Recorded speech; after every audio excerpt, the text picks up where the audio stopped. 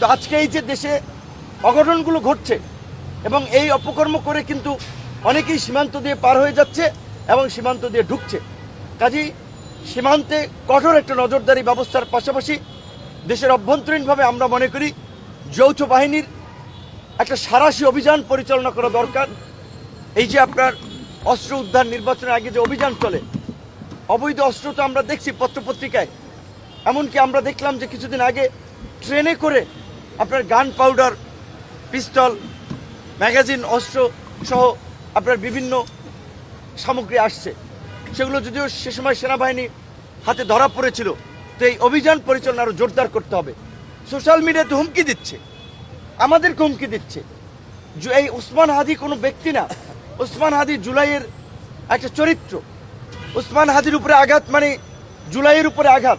হসপিটালে বসেই আপনাদেরকে মোবাইলে দেখাতে পারি, আমি ইনবক্সে হুমকি দেওয়া হচ্ছে যে কাপড়ের কাপড় নিয়ে আমাদেরকেও রেডি থাকতে বলা হচ্ছে। যে কোনো অন্যায় অনিয়মের বিরুদ্ধে সবসময় সোচ্চার ছিলেন আমাদের সহযোদ্ধা ওসমান হাদি। গতকাল জুম্মার নামাজের পরে দুর্বৃত্তদের গুলিতে গুরুতর আহত হয়েছে। রাজধানী ঢাকার পল্টনের মতো একটি ব্যস্ততম এলাকার বিজয় সরণী এলাকায় সন্ত্রাসীরা গুলি করে বাইক চালিয়ে নিরাপদে চলে গেল। প্রায় 24 ঘন্টা অতিবাহিত হয়েছে।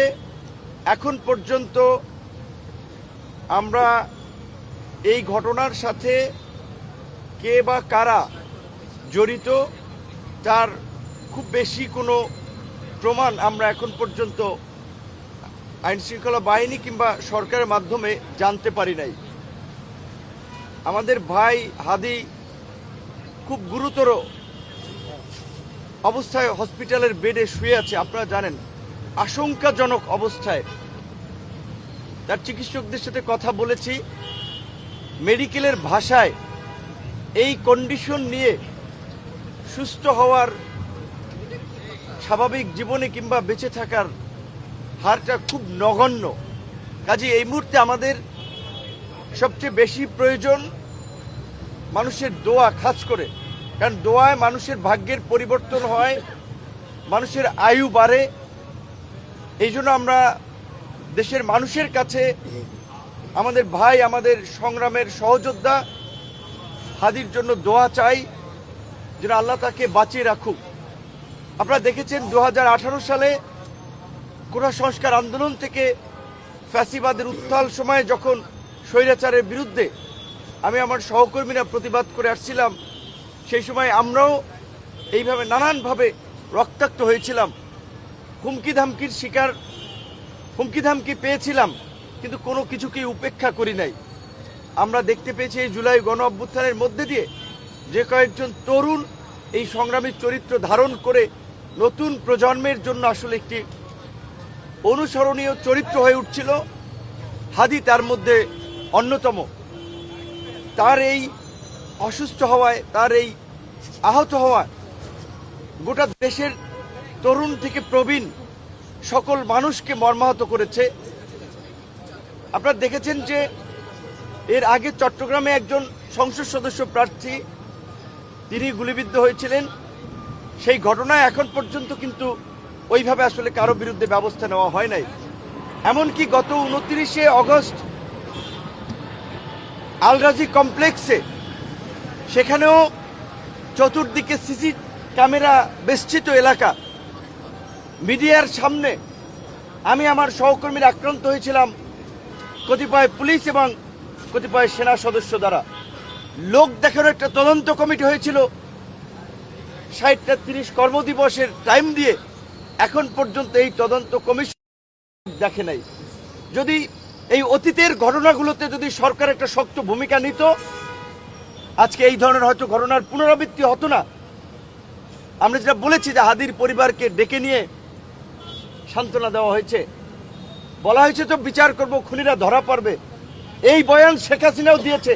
তাই আমরা বর্তমান অন্তর্বর্তীকালীন সরকারকে পরিষ্কারভাবে বলতে চাই, কোনো সান্ত্বনার বাণী শোনাবেন না। সান্ত্বনার বাণী শোনাবেন না। শেখ হাসিনার পরিণতি দেখেছেন, বিক্ষুব্ধ জনতা কিভাবে গণভবন ঘেরাও করতে গিয়েছিল। কাজে আপনারাও যদি ওই শেখ হাসিনার মতোই সান্ত্বনার বাণী শোনান, আমাদেরকে ঘুম পাড়ানি মাসি পিসির গল্প শুনিয়ে শান্ত রাখতে চান, সেটি আপনারা পারবেন না। নির্বাচনের তফসিল দিয়েছেন, কতটুকু নির্বাচনের পরিবেশ আছে সেটা নিয়ে গোটা দেশের মানুষ উদ্বিগ্ন। এই অবস্থায় নির্বাচন তো হবে না যদি এই অবস্থা চলতে থাকে।